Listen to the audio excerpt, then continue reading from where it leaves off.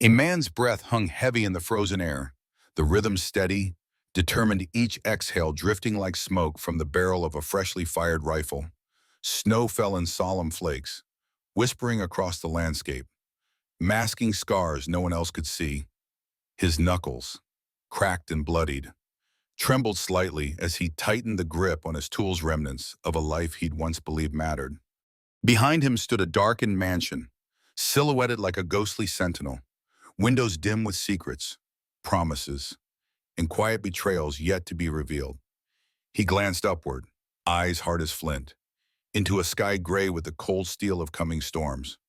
The world had taken nearly everything from him, stripped it away piece by painful piece, but beneath the bitterness and ache, beneath the silent fury pulsing in his veins, something dangerous stirred hope. In this frozen hour, one truth became clear. Nothing wounds deeper than trust broken, and no force is fiercer than a man who finally has something to fight for. Jonas Harper never thought he'd spend the holiday season searching the bottom of his wallet for spare change, especially at his age. 5 days before Christmas, the 48-year-old former Marine found himself trudging through the biting wind of a small Midwestern town, carrying a plastic bag that held a few groceries he could barely afford. He'd been laid off that very morning from his temporary position at the local lumber mill, a job he'd taken after an old back injury made it impossible to keep up with the demands of a more physically punishing career. It was a short-term contract. They'd told him back in September. Now, at the worst possible time, it ended for good. He inhaled the freezing air and kept his posture as straight as his stiff spine allowed, refusing to let the weight of disappointment show. Beside him, his 8-year-old daughter, Lily, hopped to keep warm, her breath puffing out in little clouds of steam. She was small for her age, with big, searching eyes and a ponytail poking out beneath a knitted cap that was starting to unravel at the edges. Lily had her own dreams of Christmas, a tree shimmering with tinsel, warm pies, and maybe a present or two. But Jonas could hardly afford rent, let alone a holiday feast. They shuffled past a line of parked cars dusted with snow, each one looking more inviting than the storm clouds gathering in the sky. Lily squeezed his hand and offered him a bright smile that stung his heart. "Daddy, I'm not cold," she insisted bravely, as though defending him from any guilt he might feel.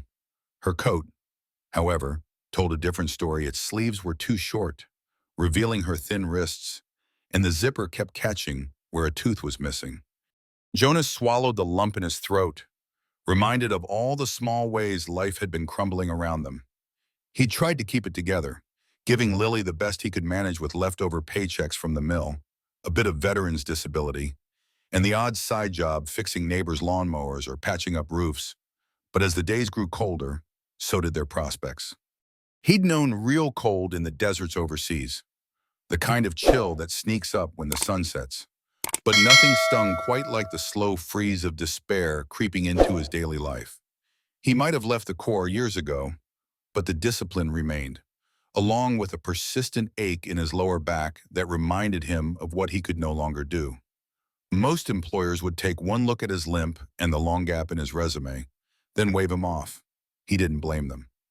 There were healthier, younger men on the job market, especially in this small, struggling community. Now, faced with the bleak reality that he could neither afford Christmas gifts nor fix the heater in their tiny rental, Jonas felt dangerously close to giving up. But he couldn't not when Lily clung to his side with unwavering trust, believing he could somehow make it all okay.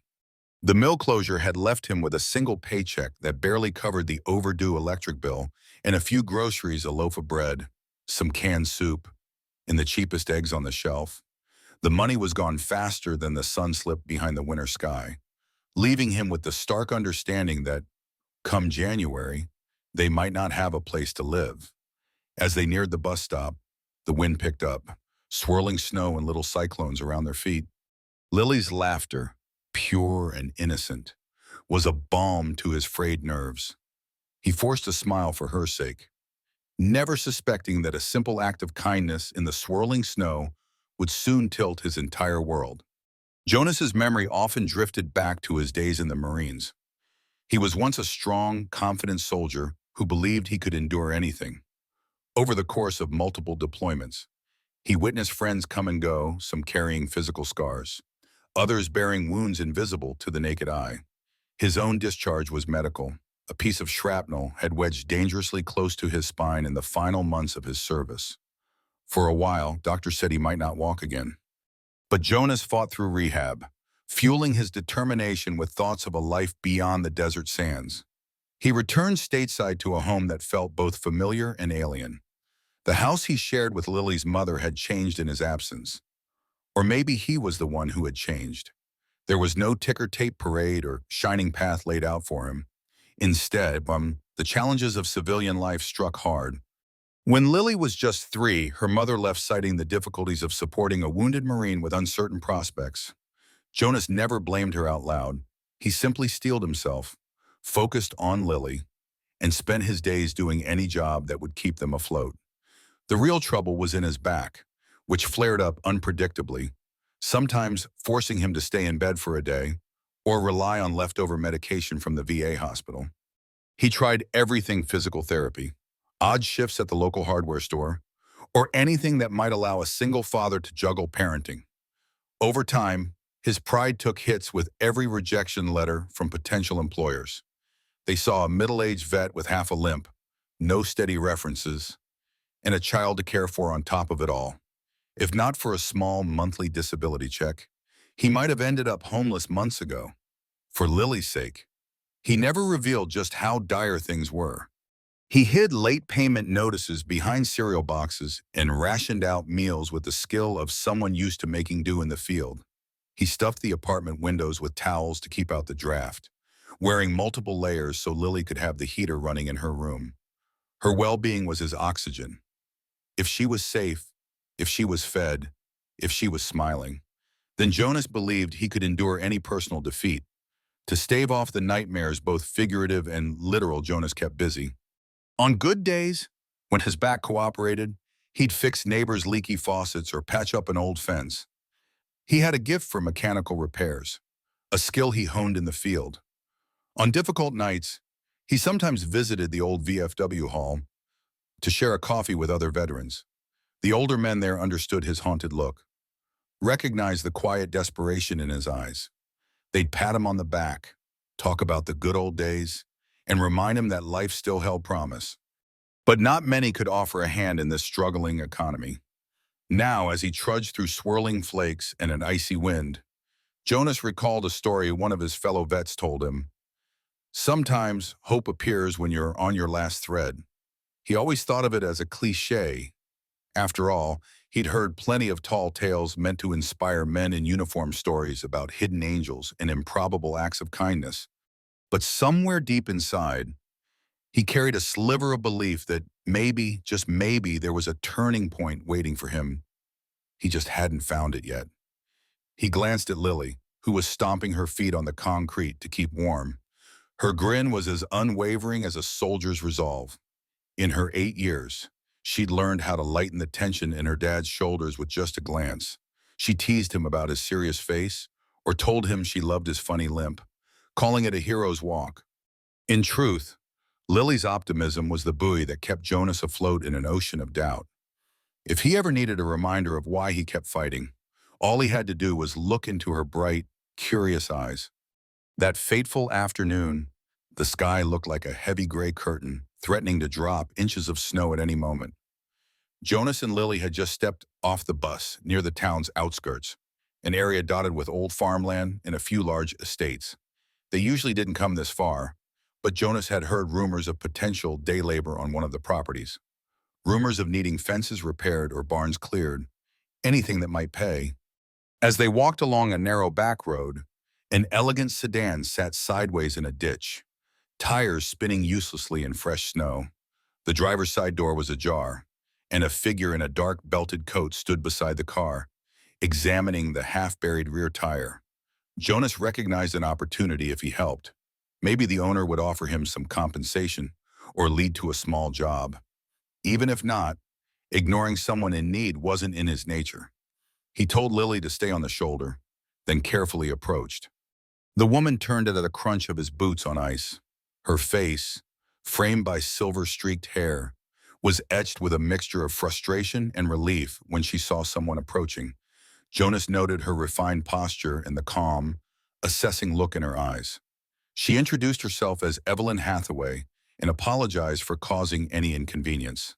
Her voice was rich, steady, and tinged with the soft accent of someone who'd lived in more cultured cities. Jonas took in the scene. The rear wheels were practically suspended, the chassis angled into a snowy embankment. He asked Lily to hold his gloves, then instructed Evelyn to shift to neutral. He leaned his weight against the trunk, pushing with all his might. His back complained instantly, sending sharp pangs up his spine. Still, he gritted his teeth and heaved, determined not to show weakness. After several attempts and a bit of strategic rocking, the car's tires finally caught traction. The sedan lurched onto the road, showering Jonas with slush. Evelyn jumped out again, apologizing profusely. She offered to pay Jonas for his trouble, rummaging in her purse. But Jonas shook his head. He wasn't about to accept money for a simple act of help, especially with Lily watching. He offered Evelyn a quick grin instead, trying to maintain a semblance of dignity. That's when Lily stepped forward and said, "You're really pretty, ma'am. I like your coat." Her tone was earnest, not shy in the least. Evelyn's stern expression softened into a near smile. "Thank you, sweetheart," she said, kneeling to look Lily in the eye. "You must be half frozen out here." She ushered them both to the front of her car, turning on the heat so Lily could warm her hands. Jonas felt a flicker of embarrassment. He was the grown man, the father, and yet here he was letting a total stranger offer them warmth. But Lily's pink cheeks and runny nose convinced him to accept the gesture. Evelyn asked politely if they needed a ride, but Jonas declined, determined to show self-reliance. Still, the moment lingered. There was something in Evelyn's gaze, a curious compassion that Jonas couldn't quite place. He wouldn't have guessed that she was, in fact, a wealthy widow living alone in a sprawling old mansion nearby, nor that she'd once known heartbreak in ways that resonated with his own. He simply muttered a polite thanks and excused himself and Lily. They set off down the road again, not realizing that a quiet spark had just been lit, one that would soon burn away the cold in both of their lives. Later that evening, Jonas found himself tearing open a can of soup in their cramped kitchen. He tried to focus on the trivial act of stirring dinner, but his mind kept returning to the woman by the ditch. Something about her composure, her willingness to step into the snow and offer them a warm seat, stuck with him. Lily had the same sense of wonder. "She looked like someone on TV," she said between sips of water. Jonas let the thought drift away. Daydreaming about polite strangers wouldn't pay the bills. Instead, he checked his meager funds. Even after today's outing, he hadn't secured a single lead on temporary work. He decided to turn in for the night, half resigned to the reality that he might not afford even a small tree, let alone presents. But Lily's unwavering faith gnawed at him. She still believed in Santa, still believed that if her dad tried hard enough, Christmas could sparkle with delight. Just as Jonas was about to put Lily to bed, a gentle knock sounded on the apartment door. He frowned. It was almost 9, and visitors at this hour were rare. He peered through the peephole and saw no one, only the dim corridor lighting. Hesitantly, he opened the door. At his feet lay a thick envelope labeled Jonas Harper in neat cursive. He picked it up, scanning the hallway in confusion, but found it empty. Lily peeked around his side, her breath catching at the sight of the letter. Inside the envelope, Jonas discovered a folded note and several crisp bills, hundreds of dollars he couldn't begin to count immediately because his hands started shaking. The note read simply, "I appreciate your kindness. If you ever need a job, please come to this address in the morning. E.H." There, in equally neat handwriting, was an address in the wealthier outskirts of town. The initials had to stand for Evelyn Hathaway. Jonas's instincts flared up in protest. He was no charity case. Yes, they were broke, but he'd never stooped to accepting anonymous handouts. Yet Lily stood on tiptoe, eyes sparkling. Daddy, maybe she really wants to help. Jonas shoved the money back into the envelope, uncertain. A swirl of pride, fear, and desperate hope clouded his thoughts. He didn't want Lily to see him struggling, but the idea of work, an honest job, was another matter. Early the next morning, Jonas rode 2 buses and walked nearly a mile down a winding lane that ended at a wrought iron gate. Tall pines stood like silent guards, their branches weighted with fresh snow. A discreet plaque near the gate read, Hathaway Estate. Before he could press the buzzer, the gate whirred open as though expecting him. Jonas's heart thumped. This was a world far from the modest houses he knew. Each crunching step on the gravel felt like an intrusion. At the entrance, a middle-aged caretaker offered a polite nod and directed Jonas to a side door leading to a spacious kitchen. Evelyn Hathaway awaited him inside, standing by a granite countertop with 2 cups of coffee. She gestured for him to sit, her eyes betraying no pity. Instead, they shone with unwavering confidence. She explained that she was looking for a property manager, someone handy who could maintain the grounds, handle small repairs, and clear snow, especially since her longtime caretaker had recently passed away. The house was too large for her alone. Pay would be fair, and if needed, there was a small gardener's cottage out back where Jonas and Lily could stay free of charge at least through the holidays. Jonas wanted to refuse out of pride, but necessity held his tongue. Evelyn assured him that this was no act of charity. You push your back too hard, she said matter-of-factly, but that's exactly the kind of perseverance I need. Her voice was gentle but firm, leaving no room to argue. After swallowing the last of the coffee, Jonas found himself reluctantly nodding. If anything, Lily would have a warm place to sleep, even if the arrangement only lasted a few weeks. Little did he know, in accepting that key, he was unlocking a chapter of life he never believed he deserved. Moving from a drafty, 1-bedroom apartment to a snug gardener's cottage on a sprawling estate felt like stepping into a dream, or maybe somebody else's life. Within 24 hours of accepting Evelyn's offer, Jonas and Lily packed their meager belongings, which mostly consisted of secondhand clothes, Lily's favorite plush rabbit, and Jonas's battered toolkit he'd managed to keep over the years. The estate's caretaker, a quiet man named Mr. Talbot, showed them to a small stone cottage tucked behind a line of pine trees. Despite its modest size, the cottage had a quaint charm. It looked old, with a slanted slate roof and ivy creeping around the windows. Inside, there was a tiny living area, a compact kitchenette, and 2 bedrooms each larger than the single cramped space Lily and Jonas had shared before. The best part was the heating system, which worked like magic compared to their apartment's sputtering radiators. Lily squealed when she realized she wouldn't have to wear 2 sweaters to bed. Jonas felt a guilty, overwhelming rush of relief. It didn't take long for Lily's wide eyes to take in every nook: the old rocking chair by the fireplace, the oak table scuffed with decades of use, and the painting of sunflowers that someone had left behind. "Daddy, it's so pretty here," she said, hugging his arm. He nodded, though a small voice in his head warned him not to get too comfortable. This was temporary. Evelyn said he could stay through the holidays, and though she hinted there could be a longer-term arrangement, Jonas didn't want to pin his hopes on a whim. That evening, as Lily curled up on the living room rug with a library book about famous American landmarks, Jonas reminisced about simpler times.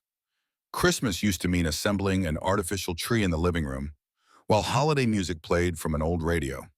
That was years ago, before deployments, before injuries, before heartbreak. Sometimes he wondered how his life might have unfolded if that piece of shrapnel had never found his spine, or if Lily's mother had chosen to endure their hardships with him. But regrets were a luxury he had long learned to live without. He shook off the sentimentality and headed outside to explore the grounds. Fresh snow glistened under the moonlight, revealing footprints that looked like silver tracks across the immaculate lawn. He inspected the tool shed, which housed various rakes, shovels, and an older snowblower. The orchard, though barren in winter, stretched far into the distance. A battered old greenhouse sat at the property's edge, boarded up in spots. Jonas wondered what it might have once grown: flowers, vegetables, maybe exotic plants. It felt like the echoes of a family's past. On his way back, he caught a glimpse of the main house's grand windows glowing with warm interior lights. For a moment, he thought he saw Evelyn standing by one of them, gazing out into the night. He paused, feeling oddly self-conscious, then gave a small, awkward wave. He couldn't tell if she saw him, but in that brief hush of moonlit snow, Jonas felt something shift inside him, a fragile sense of belonging he hadn't experienced in a long time. He tried to ignore it, reminding himself that this was just a jump. Yet, the flicker of a different future glimmered in the back of his mind, quietly persistent as the soft crunch of snow beneath his boots. Over the following week, Jonas's routine took shape. He woke at dawn, checked the cottage's tiny wood stove to ensure Lily stayed warm, then ventured onto the estate's winding paths to clear snow, trim tree branches that threatened to break under ice, and maintain the old-fashioned light fixtures that dotted the driveway. Despite the physical effort, his back pain was surprisingly manageable, a combination of fresh air, measured lifting, and the relative calm of not having to scramble for the next meal. During these tasks, he caught glimpses of Evelyn Hathaway in her element, directing staff for a holiday banquet, overseeing the arrival of deliveries, or quietly reading by the tall windows in the main house. She seemed far more involved in the day-to-day affairs of the mansion than Jonas initially assumed, often rolling up her sleeves to rearrange furniture or polish antique silver that looked like heirlooms from a bygone era. But she also carried an air of solemnity, as if weighed down by unspoken memories. One late afternoon, as Jonas replaced a blown fuse in the house's fuse box, Evelyn approached him with 2 steaming mugs of mulled cider. She offered one silently, and they sipped in the hallway, the faint aroma of cinnamon and cloves mingling with the scent of old wallpaper and polished wood. In that moment, Jonas mustered his courage to ask her how she managed such a vast estate on her own. Evelyn let out a soft laugh. "On my own? Hardly. I have help, a rotating staff for cleaning, events, a groundskeeper until last year. But yes, the house is large for one person." She paused, gazing at the intricate banister. "It belonged to my late husband's family. He was a firefighter, David Hathaway. We met in New York City, later moved here for a quieter life. Unfortunately," she trailed off, and Jonas didn't need the details to understand heartbreak. He nodded, letting the silence speak for him. She seemed to appreciate the lack of probing questions. Instead, Evelyn changed the subject, asking Jonas about his service. He told her in measured tones about enlisting right out of high school, about tours in the Middle East, about the injury that ended it all. She listened without a hint of condescension. There was something gentle in the way she acknowledged his story, like she understood that not all scars were visible. She also showed genuine interest in Lily. Did she like the little school in town? What subjects interested her? Jonas relaxed slightly, explaining that Lily was still adjusting but loved reading, especially anything to do with historical places or national parks. Evelyn's eyes sparkled at that. She confessed that she used to travel the country, visiting sites of architectural or historical significance with her husband, collecting postcards from each spot.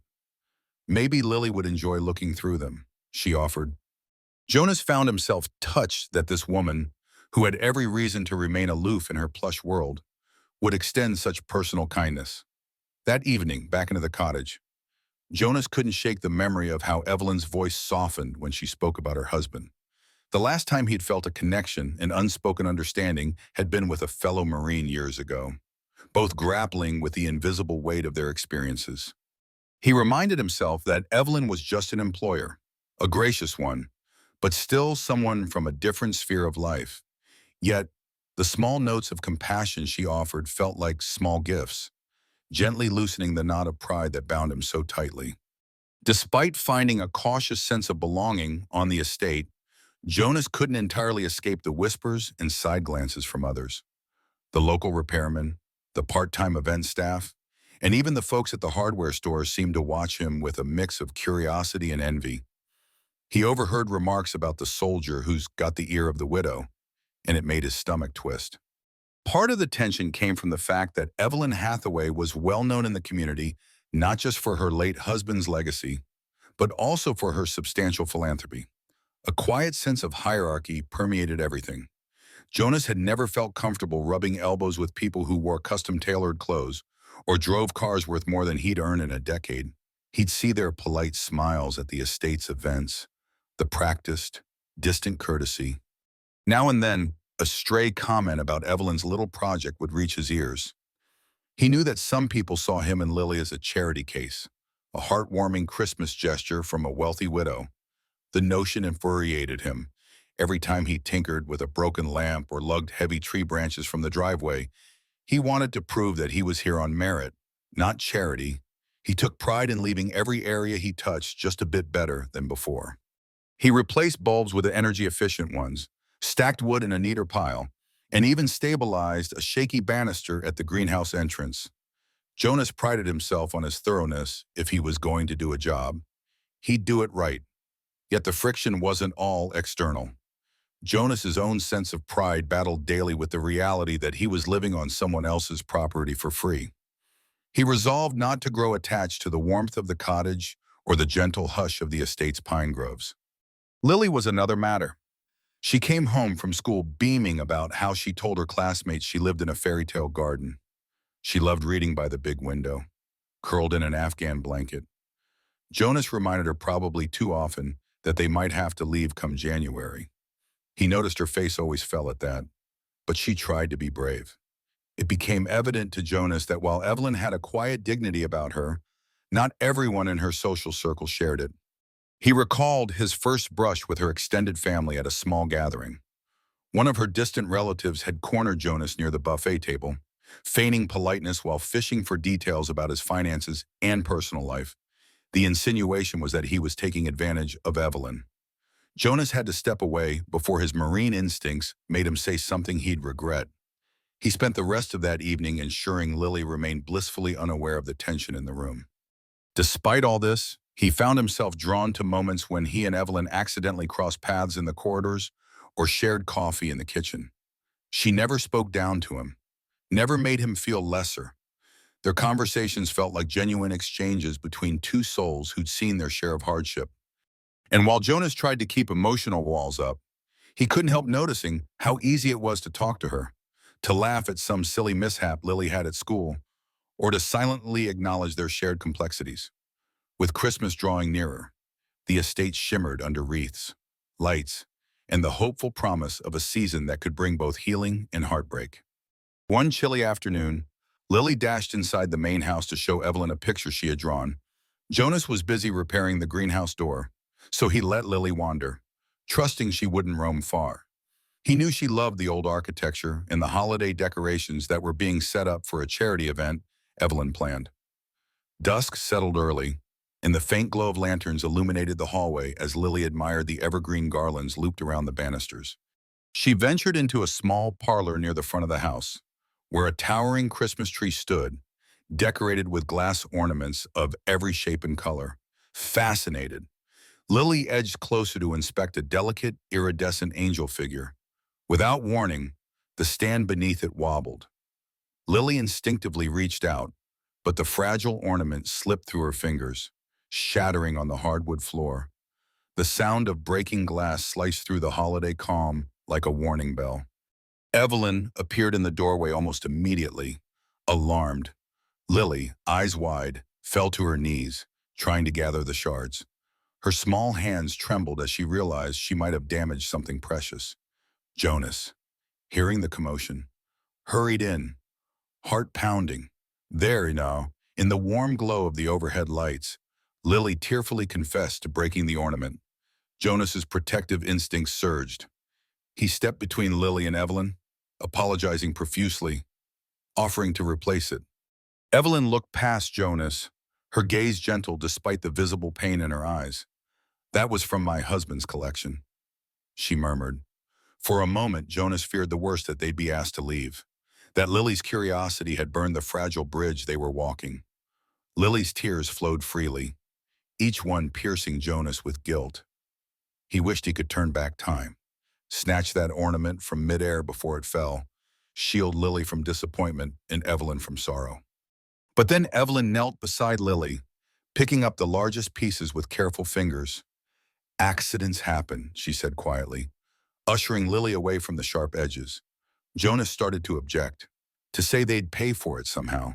Yet the words caught in his throat because he had no idea how to repay a piece of someone's memory.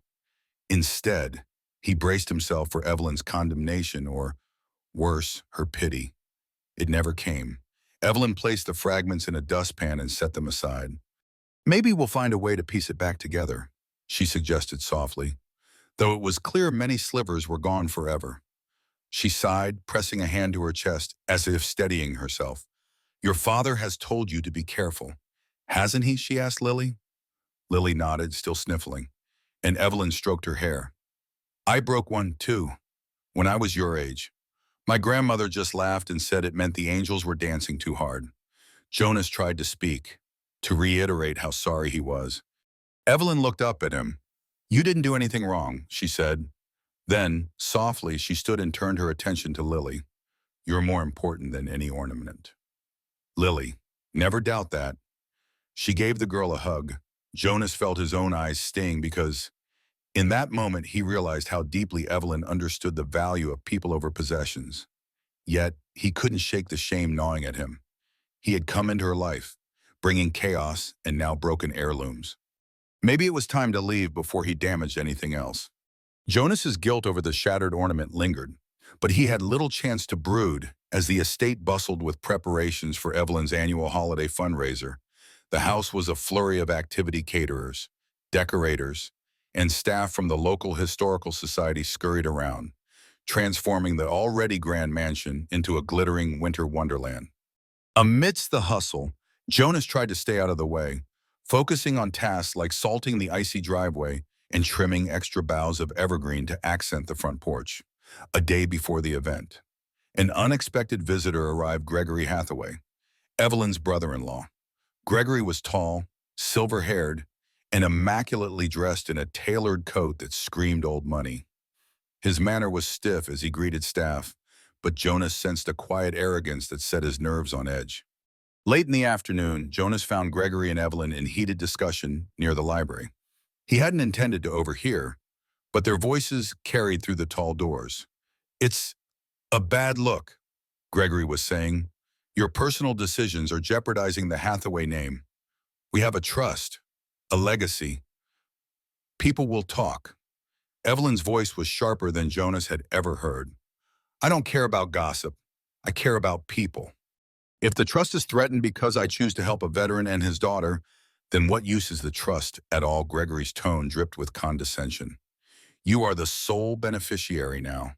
The board members, our extended family, are concerned you're making emotional decisions. This fundraiser is all well and good, but indulging in personal charity could affect the broader finances. Evelyn's retort was swift. Is that what you call it?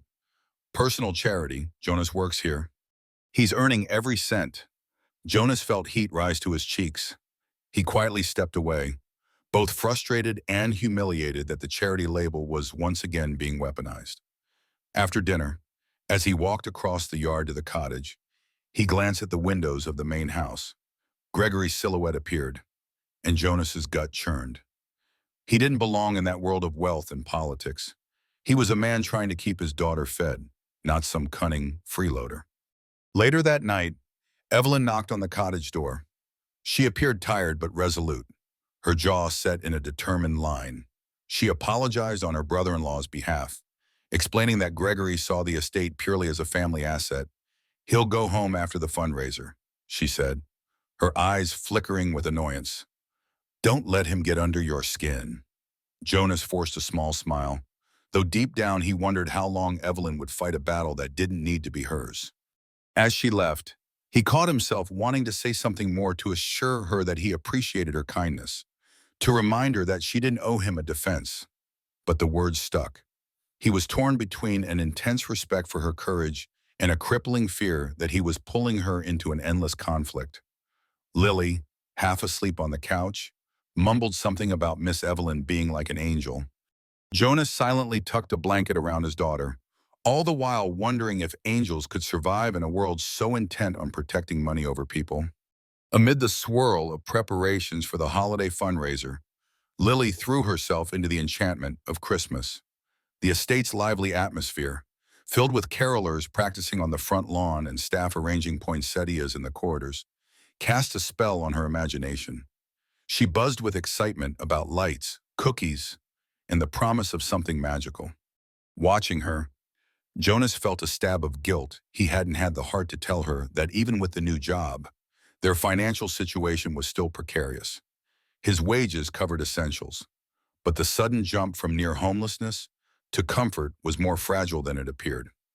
One evening, Lily quietly crept into the cottage's tiny living area, carrying a piece of lined paper. Jonas pretended not to notice as she concentrated, biting her lower lip and writing in large letters. He could see the words "Dear Santa" at the top.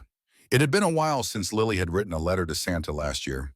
She sensed their struggles enough to keep her wishes small. He braced himself for requests he might not fulfill: a fancy doll, a new coat, or a bicycle. But later, when Lily went to brush her teeth, Jonas peeked at the letter she'd left folded on the table. His heart nearly shattered at what he read. She asked Santa not for toys, but for Ms. Evelyn to find happiness again. She wrote about how Evelyn sometimes smiled like she was sad on the inside, and Lily hoped Santa could bring her peace.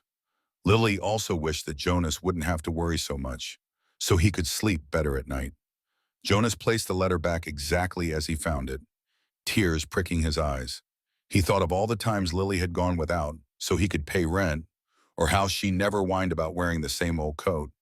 And here she was, more concerned about Evelyn's unspoken grief and her father's burdens than any new toy. It was a sobering reminder that children often see the deeper truths adults try to hide. That night, he didn't sleep well. His mind replayed old battlefield memories, moments of camaraderie, fear, and intense loyalty. He recalled how men bonded under gunfire, each vow to protect the other, forging an unbreakable sense of purpose.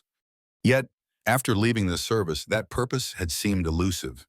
He drifted from job to job, from one cheap apartment to another, always one step away from losing it all. Lily's letter to Santa revealed a different kind of mission: to care for those around him, including a wealthy widow who didn't need material help, but perhaps needed emotional reassurance. In the early hours, as the first glow of dawn touched the sky, Jonas woke to find Lily's letter missing from the table. In its place was a small plate where Lily had drawn a smiley face in marker. He realized she must have sealed the note in an envelope for Santa, hoping he'd find it somehow. Jonas felt both humbled and inspired. If Lily believed in the magic of helping others, then maybe he could too. And maybe, just maybe, that faith would be enough to spark real change for Evelyn, for himself, for everyone who was tired of living behind guarded walls and pretenses. The day before the holiday fundraiser, Jonas's to-do list grew impossibly long. Evelyn had tasked him with setting up additional outdoor heaters, ensuring the tent area was safe from ice, and double-checking the lights strung across the grand staircase. But in a stolen pocket of free time, Jonas found himself drawn to the far edge of the estate where the old greenhouse stood, boarded up in places and covered in creeping vines. The structure had an air of elegant decay. He recalled glimpses of it from his first few days on the property, but no one had explained its history. Curiosity gnawed at him, so he pried open a loose board near the door and slipped inside.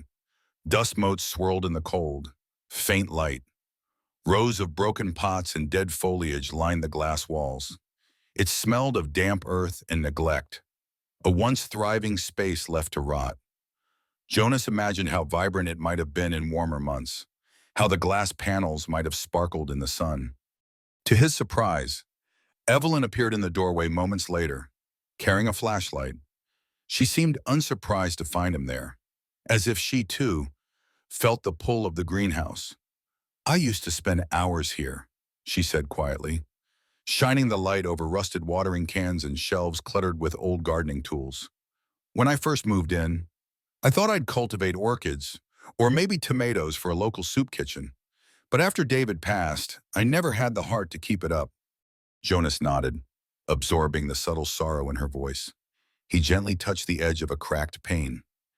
"It's a beautiful space, even now." A gust of wind rattled the boards, sending a chill through the greenhouse. Evelyn wrapped her coat tighter. "I've been thinking about restoring it," she continued, "turning it into something useful. A few local charities have asked for more space to run job training programs or host free clinics.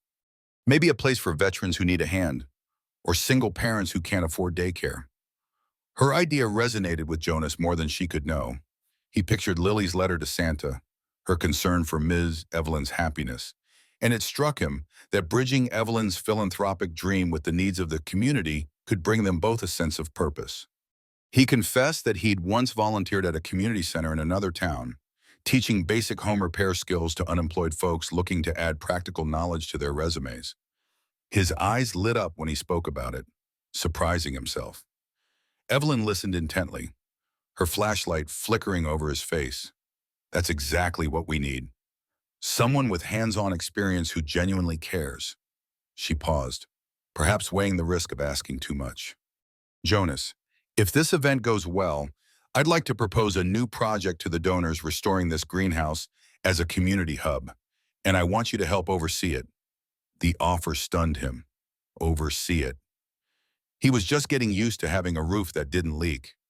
Yet, a surge of excitement stirred his chest, chasing away the ever-present doubt. I, I'd be honored, he replied, voice wavering slightly. Evelyn smiled, placing a hand on his shoulder. In that moment, the gloom of the greenhouse felt like it receded, replaced by the soft glow of possibility. For the first time in years, Jonas felt he might be more than a man barely scraping by. He might be a builder of something lasting, something that tied the broken pieces of his life into a mosaic of hope. The night of the fundraiser arrived in a flourish of glistening decor and elegant attire.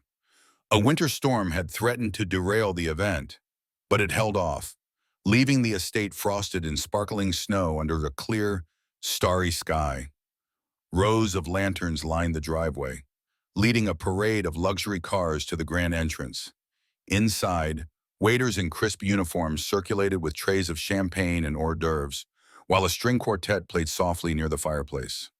Jonas, dressed in an old suit Evelyn had sent to a tailor to be refitted, stood awkwardly near the back of the main hall.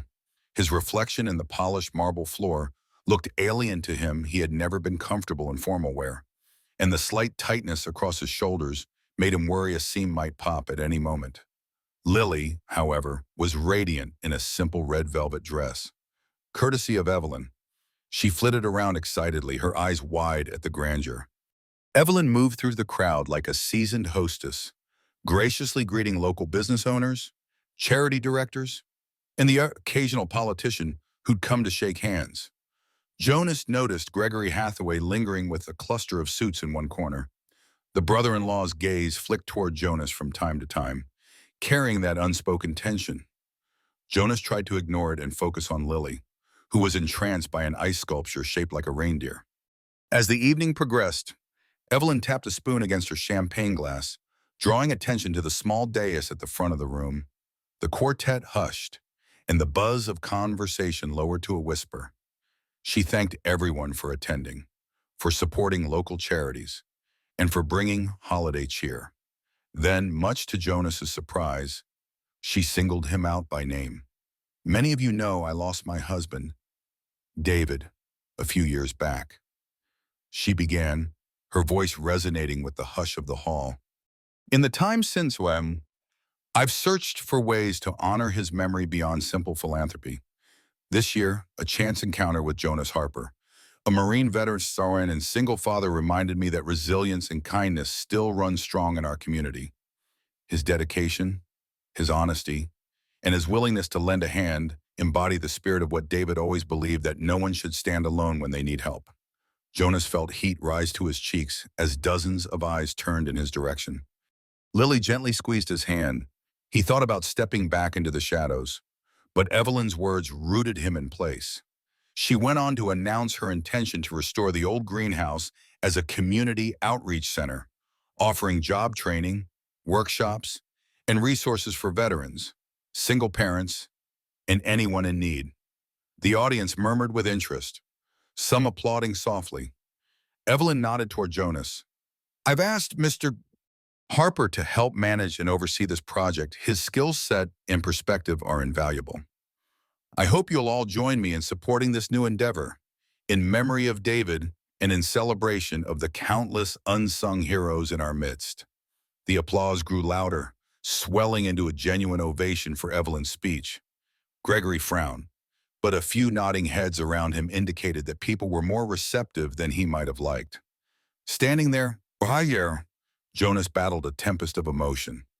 On one hand, he felt an incredible surge of gratitude toward Evelyn for seeing more in him than he'd ever dared show the world. On the other, he felt exposed knowing he was under the microscope of people who might see him as an upstart or a charity case. Lily beamed at him, though, and that alone steadied his trembling heart. He forced a small smile, silently promising himself he'd work harder than ever to prove Evelyn right, that her trust in him wouldn't be misplaced. After Evelyn's announcement, the fundraiser took on a celebratory tone. Donors approached Jonas to shake his hand, some remarking on how they admired Evelyn's generosity and his service to the country. He thanked them politely, still feeling out of place among their designer suits and expensive watches. Lily laughed with a couple of older ladies who found her enthusiasm irresistible. It was almost like stepping into someone else's dream, a world where hope and possibility superseded cynicism. But not everyone was on board. As Jonas slipped out to catch his breath on the terrace, Gregory appeared beside him. The chill in the air was less biting than the frost in Gregory's eyes. Without preamble, Gregory said, "Evelyn's going to regret this. You realize that?" "Right," Jonas frowned, trying not to let anger rise. He considered walking away but forced himself to remain. Gregory exhaled a puff of steam in the cold. "This greenhouse scheme is going to divert funds from the estate. She's sacrificing her inheritance, her security. All for what? A few veterans and underemployed single parents." His scornful tone lit a fuse in Jonas. He clenched his jaw. "With all due respect, sir, Evelyn can do what she wants with her money. It's hers, not yours.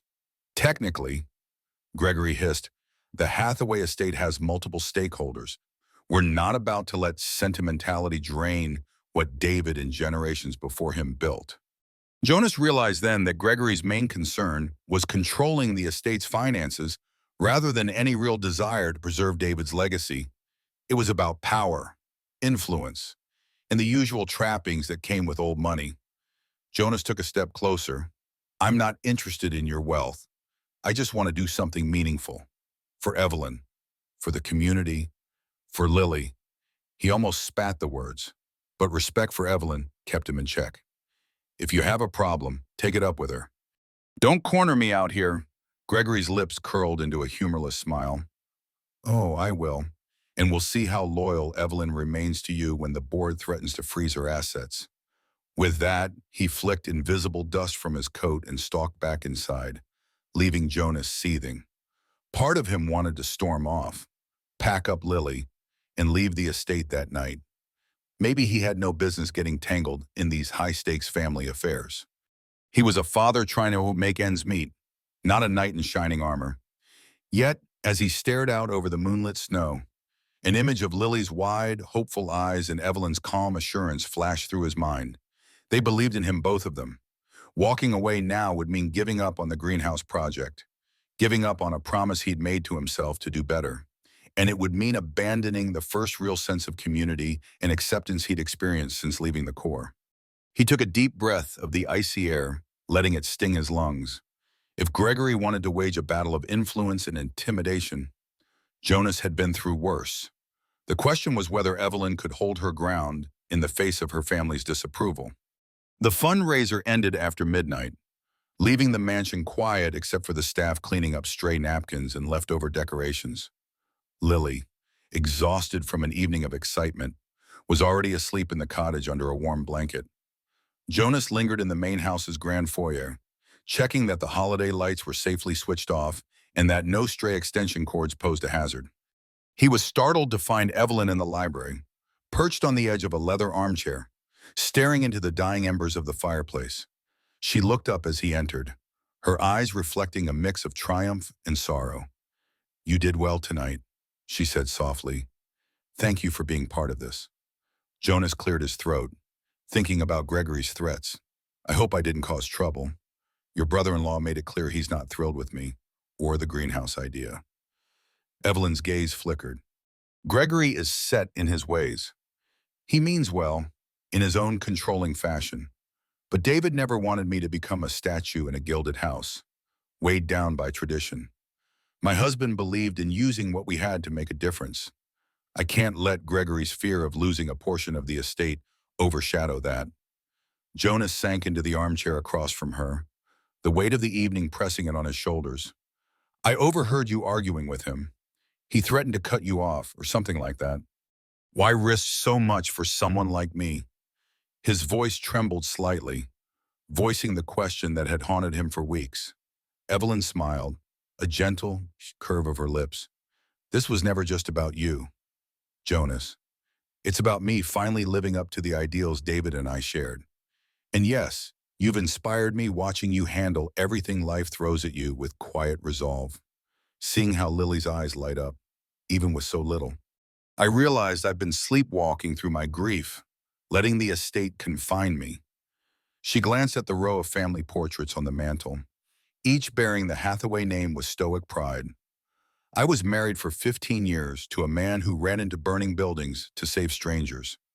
That kind of courage demands a response in kind, doesn't it? I can't just guard this fortune for the sake of appearances. I have to put it to good use. Emotion welled in Jonas's chest, conflicting with his ingrained sense of self-reliance. Every fiber of his being wanted to resist being someone's project. But the clarity in Evelyn's voice cut through his reservations. I just don't want to hurt you, he admitted. If the board turns on you, if Gregory makes good on his threats, you could lose. Her hand found his, warm against the chill of the library. I'll lose more if I stay silent, she murmured. A soft hush fell between them, the distant crackle of embers, the only sound. Jonas felt her trembling, realized she was as vulnerable as he was. In that raw moment, he saw her not as a wealthy widow, but as a person searching for purpose, just like he was. Gently, he squeezed her hand. The words that might have bridged the gap between them about love, longing, or gratitude remained unspoken. But something passed through their locked gaze, a silent agreement that they would stand together, no matter how heavy the snow might fall. Christmas morning dawned with an unexpected hush. Overnight, a gentle snowfall had blanketed the estate, transforming the landscape into a pristine expanse of white. Jonas woke early, stirred by the soft glow peeking through the cottage curtains. For the first time in weeks, he felt no urgency to scramble for work or worry about a pile of unpaid bills. The greenhouse project was on the horizon, and Lily was safe under a warm quilt, both blessings he didn't take lightly. He slipped into the living area, where a modest tree stood in the corner. It wasn't grand or overly decorated, just a small pine lily, and he had found near the orchard, spruced up with popcorn strings and a few homemade ornaments. Yet, in the early morning light, the tree glowed like a beacon of hope. Jonas set out a couple of wrapped presents. He'd managed to buy a set of new colored pencils for Lily, a warm winter scarf, and a small plush figure of a soldier saluting. Simple gestures, but each one chosen with care. For Lily stirred, Jonas walked outside to breathe in the crisp air. Snow crunched under his boots as he made his way toward the main house. He found the front door ajar, as if someone had stepped out briefly. Sure enough, Evelyn stood on the marble steps, gazing at the newly fallen snow with a calm, introspective smile. She wore a thick robe over her pajamas and looked, for once, more human than the poised hostess. Jonas greeted her softly, noticing the steam rising from two mugs on a small table by the door. I thought you might want coffee, she said, handing him a cup. The warmth of the mug seeped into his cold fingers. They stood side by side, watching the sun's rays stretch across the snowy landscape, turning the trees into glittering pillars. It was serene, like the moment of the world pauses to remember how beautiful it can be. After a quiet minute, Evelyn led him inside.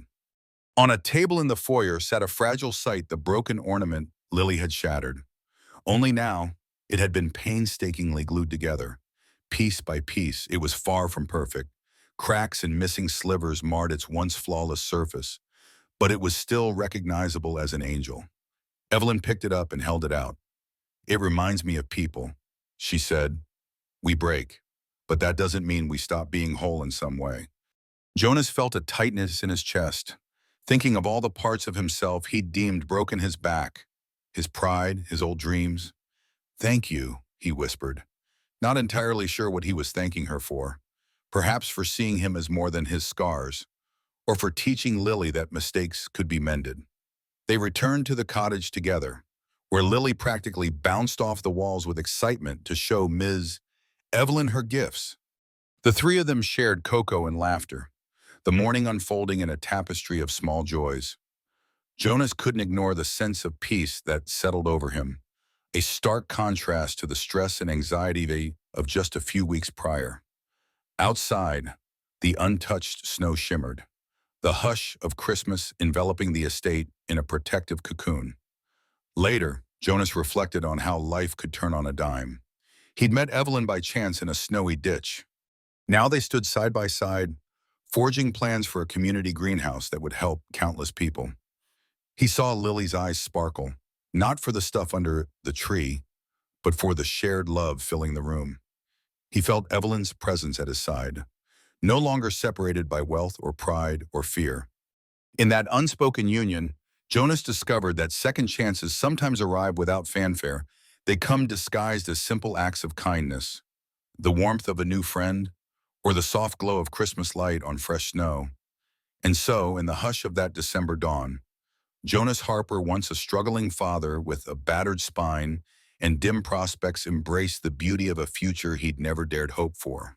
Surrounded by the people who believed in him, he finally recognized the true gift of Christmas: the courage to love again, to rebuild broken pieces, and to face the uncertain road ahead with faith that tomorrow could indeed be brighter than any storm. In the quiet moments after the storm, when the snow settled gently, covering old scars and fresh wounds alike, Jonas stood beneath the pale December sky and reflected on the path that brought him here. Life had taken much: his strength, his pride, even his certainty about what tomorrow might hold. But it had also given something priceless in return: the courage to trust again, and the understanding that even broken things can become beautiful once mended. For Evelyn, the cost had been different, but no less profound. She'd chosen freedom over comfort, chosen compassion over security, defying a legacy built on appearances. And Lily, the innocent heart who saw through adult walls of pride and grief, had reminded them both that hope often speaks loudest through the smallest voice. In the end, perhaps the most meaningful victories aren't announced with fanfare or celebrated in bright lights. Sometimes they come quietly, in a steady hand reaching out in the darkness, in the warmth shared by unlikely friends, or simply in choosing to believe that tomorrow might be kinder than yesterday. As the snow fell silently around them, Jonas realized life rarely provides easy answers. Instead, it offers a choice to surrender to the storms we face, or to rise from the ashes of what we've lost and build something worth believing in again. So tell me, what would you choose if life offered you a second chance?